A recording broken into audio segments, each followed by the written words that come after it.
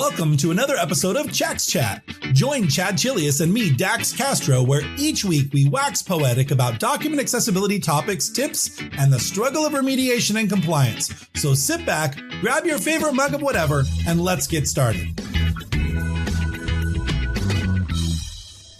Welcome, everyone. This week's episode is sponsored by Creative Pro. So we haven't had any koi talk in a while. My koi pond's doing fine. Having to do some treatments for some sickness things going on right now. I'm treating for flukes. I didn't know this was a thing. Every year when the water temperature gets warmer, flukes is a naturally occurring kind of thing. And so they're little parasites that suck onto the side of your koi, and you have to treat for that. So yeah. So you know what, Dax? It's interesting you say that because as a fisherman, right? Yeah. We often would go fishing for bluegills and sunnies. Yep. And what we would often find is as we were filleting them, there were worms in the meat of the fish. And that's kind of like, I'm like, oh, I don't know. Do I want to eat this? Yeah. You know? Well, there are worms in all fish, but that's why like sushi has to be frozen to be sushi grade fish, right? That's so it kills all of those things. There is worms in every fish you'll ever eat everywhere. They just kill it usually by freezing. That's why you'll never see me rip the head off of a trout and shove it in my mouth while I'm standing on the side of the river. That is not happening. But these flukes, these guys actually attach to the outside of the koi, and you'll see them trying to scratch themselves on the bottom of the pond. They call it flashing. So dealing with that right now. 3-day treatment, and then you do another 3 days to get the egg, let the eggs. It's kind of like high school, elementary school when you got head lice, right? You treat it, and then 3 days later you treat again, right? Same kind of thing. So anyway, all good though. Everything's good stuff. Yes. So today we want to talk about a really great topic, which is how to get the most out of your accessibility training, right? What we find is some companies, large or medium, this is really kind of a large or medium kind of company kind of topic. But the idea is that we find when we approach companies about training, we sometimes get the pushback of, oh yeah, we've done training before and it hasn't really worked. We've set people in and done all these classes and nothing really sticks and no one really got anything out of it. We're not interested, which is interesting as a response, right? It really is. It really is. And I mean, obviously, like, you and I are passionate about this topic because you and I are trainers, right? But, we also are exposed to a very large number of different clients, different learners, right? And we've seen a lot, right? And right. We've seen a lot of scenarios where, it kind of makes you scratch your head, right? Where you're like, hey, that's an interesting approach, So what you're saying is like, we don't want to invest in training. We don't want our people to be any better. We just want it to somehow work, Right. And that's a hard ask, right? Right. So go ahead, Chad. Our first thing, right? So the first thing is develop a comprehensive training program, right? So basically what we mean here is create structured training programs that include workshops, online courses, and hands-on sessions focused on accessibility best practices. So, we've mentioned this many times, not everybody learns the same way. Right. And that, and in a way, Dax, we're kind of talking about accessibility, right? Or we're talking about, making accommodations for some of these people, because I've heard from many people, oh, I can't watch a video. I can't learn from a video. Right. Or I can't read a book. I can't learn by reading a book. And that's totally okay. Right. The beauty of learning is there are so many options, right? So let's talk about some of them, Dax. I just got back from Connecticut. I was up there teaching a client. I taught 2 of their groups up there, and they preferred in-person training. Sure. And you and I talk about this all the time, Dax. I too prefer in-person training, right? Because I can see people's faces. I can see whether they're getting it or not. I can see if they're like stuck on something, you know. It's just very interactive. Yeah. So in-person training, phenomenal. But one of the things that COVID taught us is that remote training is a real thing, and it can be effective and it can work. We have a lot of organizations where they've got people who are spread out all over the country. Right. So the cost of flying them all to a common location to get in-person training can be pretty significant, right? You know what I mean? Not just getting me there to do the training, but getting all the people there to, sit in the training. So, yeah.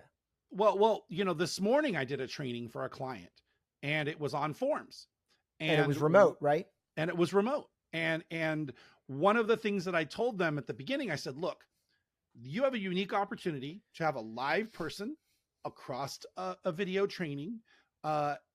It's your turn it's your opportunity to interact with us.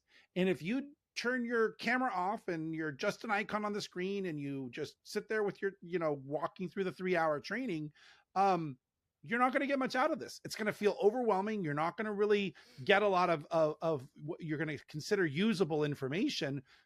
You're going to get out of it what you put into it.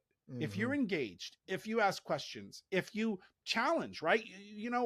Walk through scenarios with your instructor, you're going to get so much more out of it than just simply watching. I mean, anybody can watch your LinkedIn learning class is an amazing class of 5 hours of content, but it is a different experience to have a live instructor there in the room. We talk about the different formats, but also, the different ways to train, remote or in person, but also different formats in that some people like doing better. They need to be, okay, guys, everybody grab this file. Let's walk through this document. Others prefer to maybe absorb it all, go home, work on a document and bring it back. Right. I mean, different people will react differently, but what we know is that reinforcement is the key to successful training. It is one thing to listen to a session and then go back and try to fumble through it. But if you're doing it every single day, day in, day out, you're going to have questions that you didn't have when you had the training, right? And that's why we have a very key thing where when we provide training, we always provide support hours or recommend just providing support hours, because then they can come back now that they've done it for a bit and actually have questions, right? You don't know what you don't know until you start doing it. Yeah, and I'm sure there are statistics out there. I mean, I've never really looked them up, but I'm sure there's statistics showing like how much information a person can absorb when they sit through a class, right? And the reality is, like, it's not going to be 100%, right? I mean, it's probably more like 60 or 70%. And, and so it is unrealistic to expect people to remember everything that you're teaching. And that goes back to what you said about the support hours. We offer that to all of our classes where the client can call us up. If they run into a snag on a project, they can say, hey, I'm having trouble with this, hop on a meeting. And, and that's where remote training is so powerful, because it's instantaneous. You know what I mean? We could be 3,000 miles away and boom, we're on a meeting and I can see what you're doing and help you through it. So it's all good stuff. Awesome. What's the next one, Dax? So incorporating real world scenarios, right, Chad? Yep. Yeah. So one of the techniques that Dax and I have started to leverage, this is somewhat new for us, but we've started doing trainings where we incorporate homework into the training. And it's a fantastic way to put them in real world scenarios. We basically, when we're done doing the training, we give them a file and say, okay, guys, remediate this, right? From now until we meet the next time, use what you learned, make this document accessible. And then we'll do a follow-up session where we'll review it. And Yep. and people could be like, oh, well, I was having trouble doing this part, and then we can reinforce that, right? We could go over Right. that, we can walk them through that, and we've found that to be pretty successful, wouldn't you say, Dax? Yeah. The other thing that we do is in our, we use a combination of in-app training and slide decks to kind of get principles across. And what I've found is that we have our base slide decks, but I always incorporate the client's material into those slides so that when they're looking at an example of meaningful sequence, that things need to be in the right order, it's their document we're looking at. The example is their content. And I feel like people are much more engaged than if I spent, a month coming up with mock copy for, some fictitious hotel or, whatever. So I think definitely, having their personal information in there is a benefit, and good. I'm a huge fan of using the client's files, right? Yeah. And people will ask me, I was like, well, don't you need to review them first? And I'm like, no, I really don't. Because, everything I need to do, I know what I got to do. Right. It's really just a matter of applying it to a different environment, if you will, a different format, right? But at the end of the day, headings are headings, figures are figures, tables are tables, right? There's nothing new that you're going to throw at me.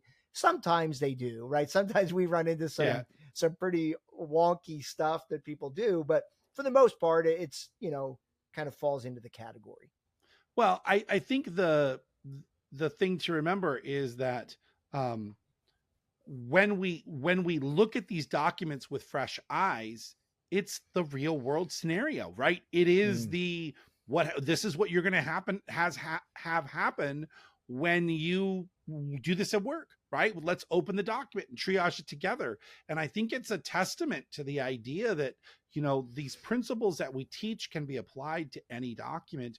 You just have to change the way you think about evaluation and understanding the user experience and understanding the WCAG principles and all of those things and how to use the tools correctly. They all play in together in a mix that allows you to be a good remediator. So you're absolutely right. And like I said, like you and I do not drill WCAG principles into the people that we teach, but right. But there are a handful that we kind of live and die by. Yeah, I mean, we have our postcard, Dax. Dax is holding up our postcard for those who are listening on the podcast. We have a postcard called WCAG in Plain English. And it basically just dilutes the WCAG principles down into plain language. Bite-sized chunks. Yeah, bite-sized chunks. Bite-sized chunks, right? So like non-text content. If there's an image, chart, or graph, provide meaningful alt text that tells the same story, right? It's that easy. But if you go to the WCAG website, it's like a book long. It's like, 12 paragraphs. And so some of them are nice. I definitely recommend going to the W3C website for extra information, right? To look at examples and look at the intent. And they've got some really good stuff laid out on the webpage. But if you're just trying to understand if you meet that criteria or what to think about, the cheat sheet is really great. In fact, you can go to our website, accessibilityunraveled.com, and download that for free. So. Yeah, you can download the digital copy. You can print it out if you want, right? Yep. I mean, nothing keeping you from printing it out. But I would say, like, if you're new to the WCAG principles, start with that postcard, right? Yeah. Don't go to the WCAG website. Save that for later, right? Say sure. Once you start understanding some of these things, then maybe you want to go to the website and read a little deeper into it. But as a beginner, as getting started, the postcard is really the way to go. Yep. Awesome. So the next thing is it really kind of goes hand in hand with what we've been talking about already, which is providing continuous learning opportunities, right? Yeah. It's not training, homework, and then good luck. You've got to be able to have lunch and learns are a great way. We love coming back to do those things. But I think the next item actually ties right into this is creating internal experts. Get your champions trained so that they can run those wet lunch and learns, those extra webinars, those other things that help reinforce, because, we're outside instructors, and, our voice sometimes is heard more than an internal voice is, but the ongoing support of having internal accessibility champions is a key indicator of whether or not you will have a continual and successful accessibility program. Yep. 100%.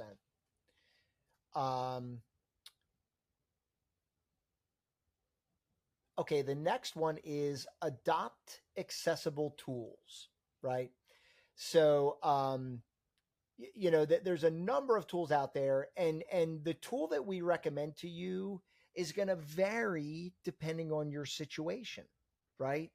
But third-party tools are, I mean, Dax and I use them nonstop, right? I mean, Yep. To remediate a document using only Acrobat is, sure, you could do it. And if you're trying to like break the Guinness Book of World Records for remediating a document in the hardest way possible, okay, fine, go for it. But or the most hair lost in a single session of remediation, let me tell you, Chad. But like let's break it down like in a really simple example, right? A lot of the companies that we work for, Dax, they're not professional design companies, but they want to create visually interesting elements. Well, that's where you use Canva, right? and that's exactly my point. You know what I mean? So what do those people do? They go online, they do a Google search for, how to design flyers, and up pops Canva, right? I mean, Canva is arguably the most common tool out there for doing that type of work. The problem is that you kind of shoot yourself in the foot when you use that approach, because Canva does not do a good job of creating accessible content, right? We're hopeful, Dax, that they're going to get there, right? I mean, I have some faith that they're gonna improve, but for now, it doesn't do a really good job.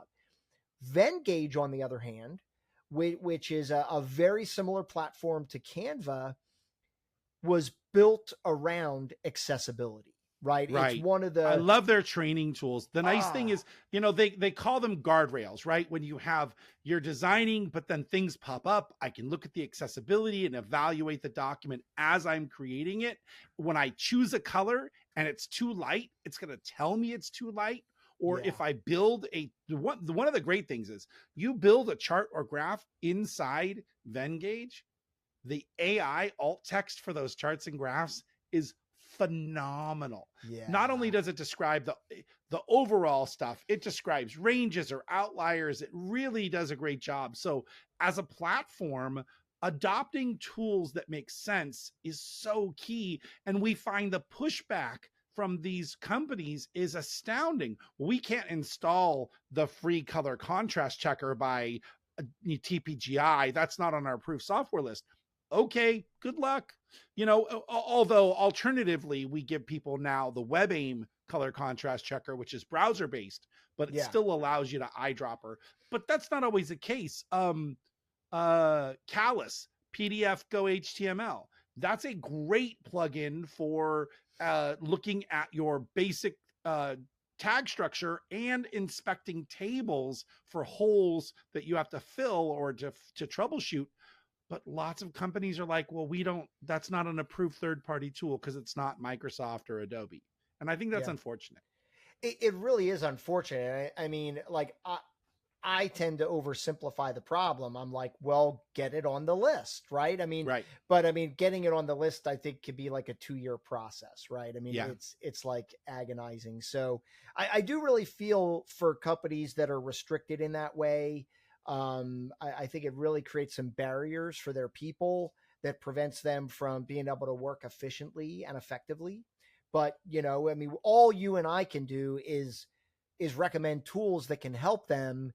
And then if they can't use them, we'll try to make alternative suggestions, but, it makes it difficult.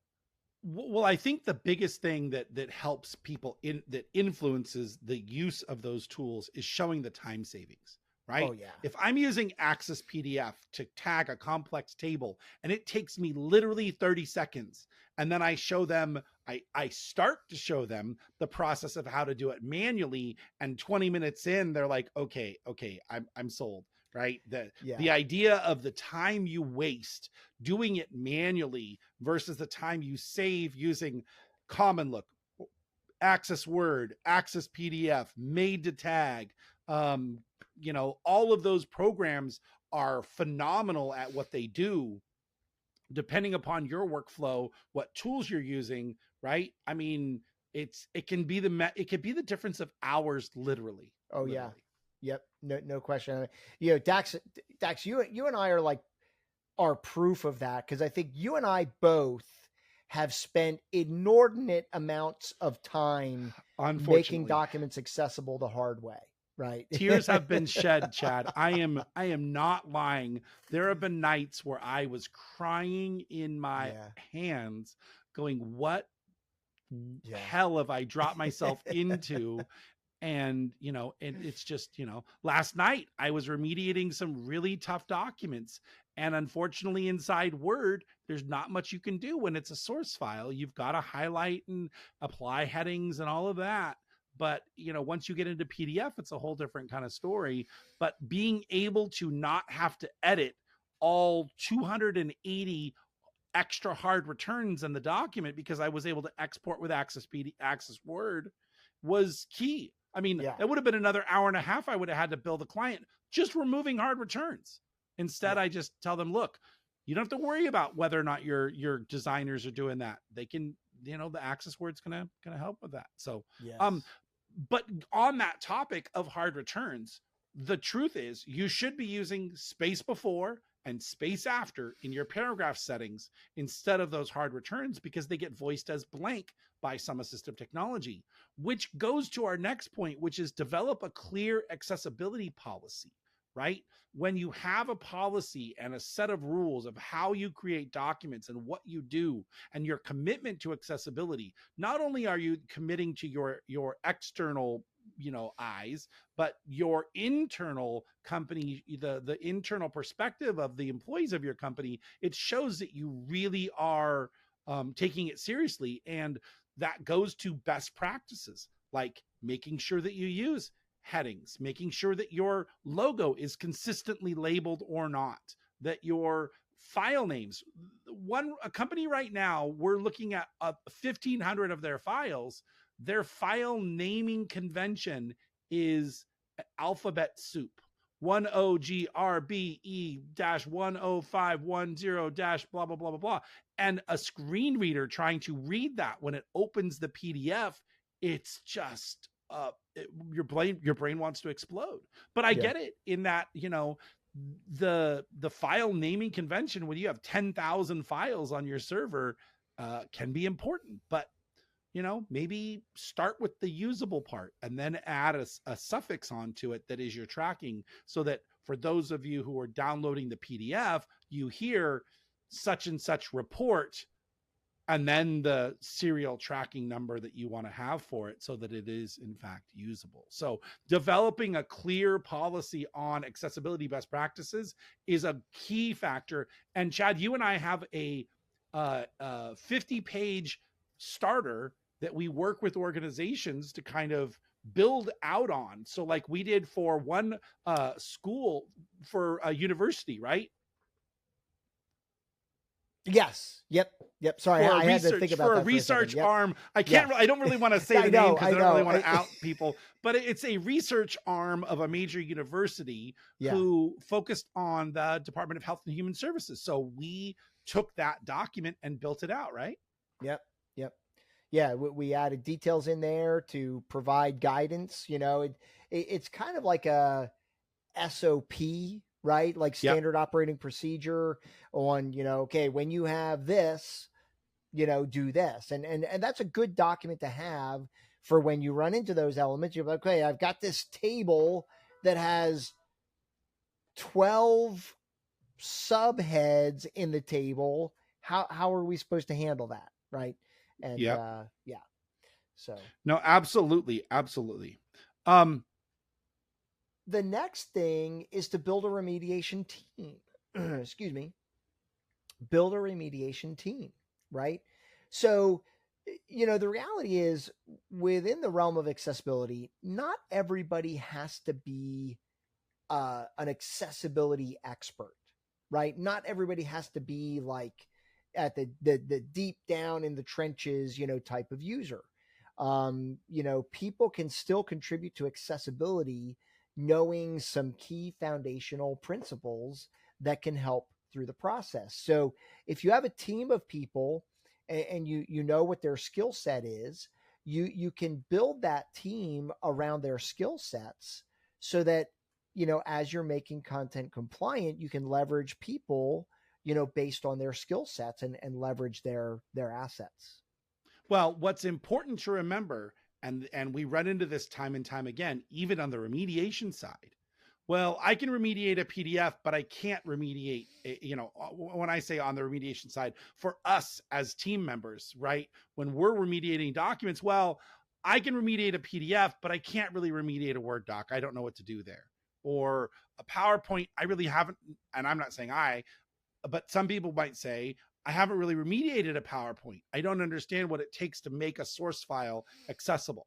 So having a cross-functional team really speaks to the idea that, yes, you could be good at one thing, but you should have skills in remediation across all types of documents, not just Excel files or tables or InDesign documents and reports and but charts and graphs and writing alt text and all of the facets of accessibility, so that now every member of the team can support each other, so that when you have that team and somebody needs to take a vacation or take a break, or they're working on a special project, there's support to pick up on the other end of it, so that you don't have a hole in your oh, we can't get this PowerPoint out to you because we don't have anybody internally that can remediate it, right? So Right. as a large organization, you're going to deal with lots of file formats. Have team members that are skilled in all of those formats, not just one. Yeah. Awesome.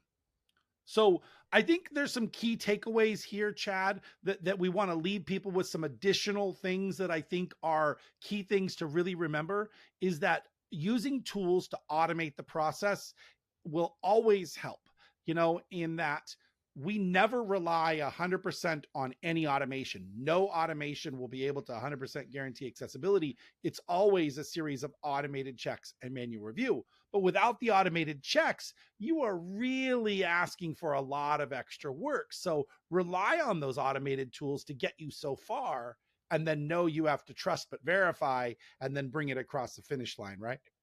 Right. And listen, like, don't be afraid to put together an ROI, right? Because you and I hear this a lot, Dax, where people are like, oh, my company will never buy that. And, because, well, most of the products we use, you're looking at anywhere from $450 to $1,000, right? A year, yeah. Sure, that is an expense, right? But do some homework and time yourself on how long it takes to do X, right? Yep. How long does it take me to create header cell IDs in a table, right? And then use a product. And most of these products, by the way, guys, are available on a trial basis. Right. So you can see how to do it. Yeah. Yeah. Even like Access PDF, I think it puts a watermark on your file. No, it won't let you save the file. So you can use it. Has all the functionalities unlocked. You can test everything. You just can't save it. So. Okay. So compare, contrast, and create an ROI. I mean, you're going to be blown away. Like if you've got to do one table a week and it takes you an hour, but with Access PDF, it takes you 30 seconds. Do that math, right? Add it up. And I mean, it doesn't take much to justify it. Yeah. 4 tables a month is, times your salary per hour, right? You're going to more than pay for the cost of a $1,200 a year software, right? $100 a month is probably 4 to 5 hours of anybody's salary. And that's considering a really low, volume of workflow. Yep. And it's worth mentioning, I can't speak for every company, but I know Access Word and Access PDF, you can subscribe on a monthly basis. Yeah, it's kind of it's a price tag. It's $75 a month to do it on a monthly basis. But if I have a $500 project and I can afford the $75, hey, and maybe you do it as a test and now you've got it all unlocked and you can save it and say, look, boss, let me do this for 1 month and see where I'm at. And I'll keep track of how much time I spent, versus without it. And like you said, that ROI, I think is important. So, and then we've talked about this a bit, but creating clear guidelines and templates, I think, is really key, and integrating accessibility into your development workflow. I can't stress this enough. Chad and I talk about this always, in that accessibility at the beginning adds about 20% to your workflow. But if you wait until the end, good luck. 50% of the time it took you to create that document, you're going to spend that trying to make it accessible if you can, because sometimes it means redesigning elements or charts or graphs that have already been approved, or the dev team's not doesn't have time to rework those graphics. So, definitely it can be a struggle. For sure. Well, listen, everybody, I want to thank you all for tuning in today. I hope you found our discussion useful. Training is always, at the top of Dax and my brains. It's our livelihood. It's what we do. And we take a lot of pride and pleasure in sharing our knowledge and teaching people along the way. So once again, we want to thank Creative Pro for being the sponsor on today's podcast. So we want to thank them for being our sponsor. My name is Chad Chelius. And my name is Dax Castro, where each week we unravel accessibility for you. Thanks, guys.